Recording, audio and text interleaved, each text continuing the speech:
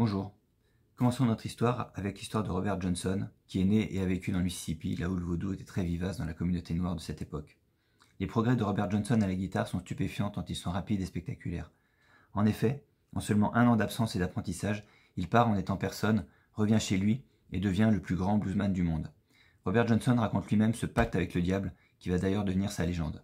Un soir, alors qu'il avait perdu son chemin, il s'est arrêté à un carrefour, Crossroads en anglais, à la croisée des chemins, et dans un rêve, ou non, il a vu au-dessus de lui une ombre immense portant un long chapeau. Sans un mot, l'apparition prit sa guitare, joua quelques notes divines avant de lui rendre l'instrument de disparaître. On peut alors penser qu'il s'agissait d'un esprit, un esprit nommé Papa Legba. Il s'agit de l'esprit de la destinée. Les chrétiens l'identifient d'ailleurs au diable. Face à Papa Legba, le tout jeune Robert Johnson a plusieurs choix. Erzuli Freda, l'esprit de l'amour. Mamiwata, elle, signe de richesse. Cousin Azaka, qui est l'esprit vaudou de la moisson. Et enfin, Dambala, l'esprit vaudou de la connaissance. Et ce qu'il veut, lui, c'est savoir jouer de la guitare. Le plus vite possible et le mieux possible. Et de ces 4 chemins, voyons ce qui lui reste. De toute évidence, il n'avait pas choisi l'amour, car la femme avec qui il devait avoir un enfant est morte lors de l'accouchement.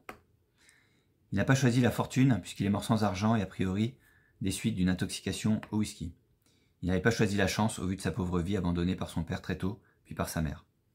Il avait donc choisi le talent, et c'est effectivement ce qui lui fut offert pendant cette année d'apprentissage. Et d'ailleurs, à quel âge est-il mort? Les registres n'étaient pas clairs dans le Mississippi dans ces années-là. On sait déjà qu'il est mort le 16 août 1938.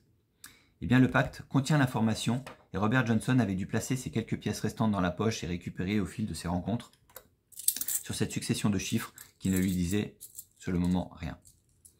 Donc là, je vais demander au spectateur, je refais le carré avec les chiffres, je demande au spectateur de placer une pièce sur la première ligne, admettons une place sur 6.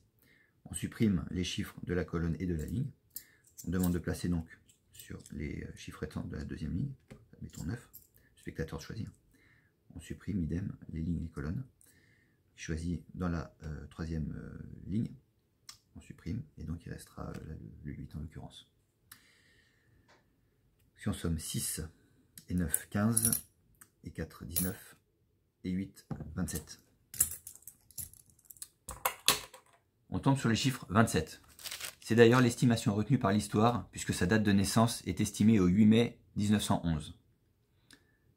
Ce qui lui ferait donc bien un âge de décès de 27 ans. Alors que les esprits, eux, sont éternels. Robert Johnson ouvre ainsi le bal, si j'ose dire, au Club 27, ces personnalités de la musique décédées à l'âge de 27 ans.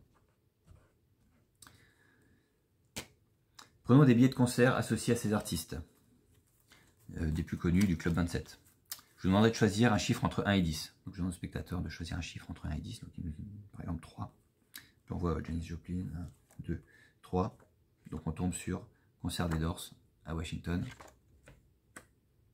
On a pu tomber sur Amy Winehouse, Nirvana, Grateful Dead, Rolling Stones. Donc les Doors, Jim Morrison, découvert mort à 27 ans à Paris par sa compagne qui allait décéder 3 ans après, à 27 ans également.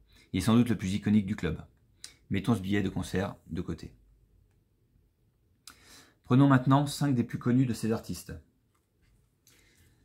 Donc Kurt Cobain, Jimi Hendrix, Janis Joplin, Amy Winehouse et Jim Morrison.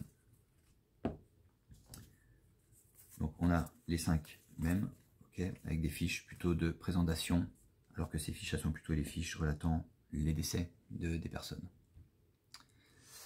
Avec ces 4 médiators, représentant un petit peu la malédiction, la mort, je demande au spectateur de faire 2 piles. Donc il est possible de faire une pile de 4 et une pile de 0, une pile de 3, une pile de 1, 2 piles de 2, une pile de 1, une pile de 3, ou une pile de 0, une pile de 4. Voilà. Le spectateur peut choisir voilà, 2 et 2 par exemple. Donc je fais défier une carte, puis 2 cartes, une carte, puis 2 cartes. Voilà.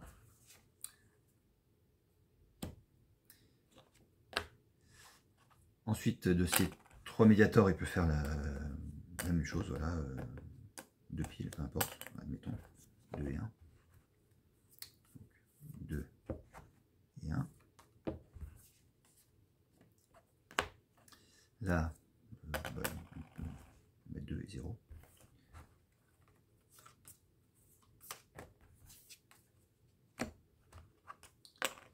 Et puis le dernier Mediator, donc.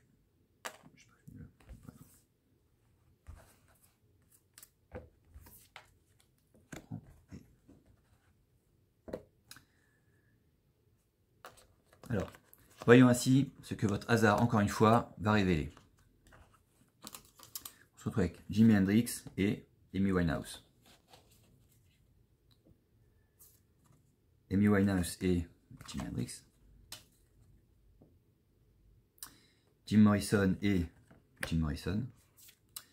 Kurt Cobain et Janis Joplin. Et Janis Joplin et Kurt Cobain.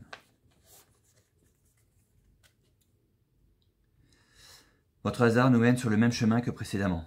Les Doors, Jim Morrison. J'irai même plus loin, car il correspond également avec ma prédiction présente depuis le début du concert. Ce concert donc des Doors au Whisky à Gogo sur Sunset Boulevard à Los Angeles, daté du 3 juillet 1971. Ce concert donc, le fameux concert qui n'a jamais eu lieu, puisque c'est la date de décès de Jim Morrison. Et tout correspond au final tellement bien que Amy Winehouse est avec Amy Winehouse, Jimi Hendrix avec Jimi Hendrix, Janis Joplin et Kurt Cobain avec Kurt Cobain. Tout finit par si bien correspondre qu'on se demanderait s'il s'agit de vaudou, de hasard, de fatalité, de malédiction, ou peut-être tout simplement de magie. Merci.